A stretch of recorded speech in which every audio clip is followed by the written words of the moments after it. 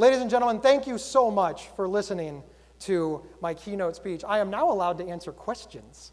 And I get very excited. Where's Nathan? Nathan, hold up your microphone. There are 2 rules for the microphone. Rule number 1, only Nathan can hold it. Rule number 2, you cannot.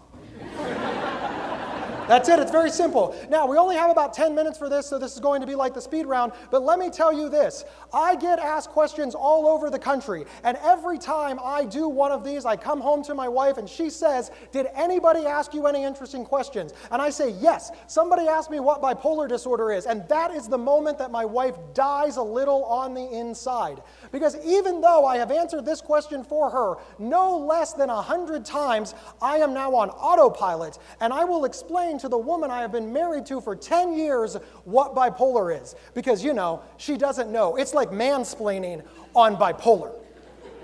Terrible thing. So, dig deep and think about a question that is so good that when I say, well, somebody asked me this, my wife's eyes just get gigantic and she says, oh my God, what did you say? My marriage depends on it. Throw up a hand.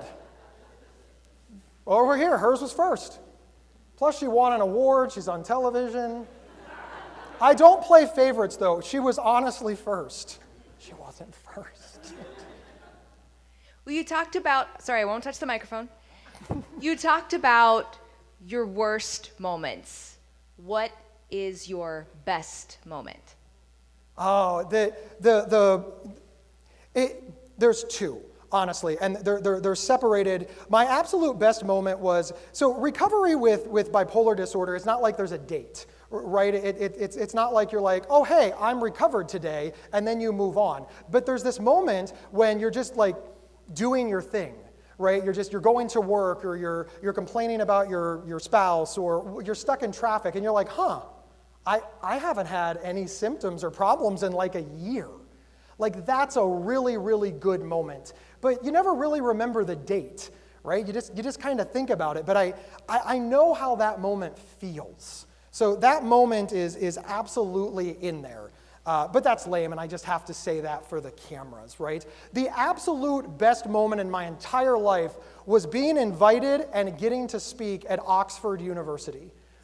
The oldest learning institution in the world let me speak there. And they checked my credentials, and I asked multiple times, this is the right Gabriel Howard, right?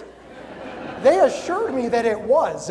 I never thought in a million years that I would be asked to speak at Columbus Community College.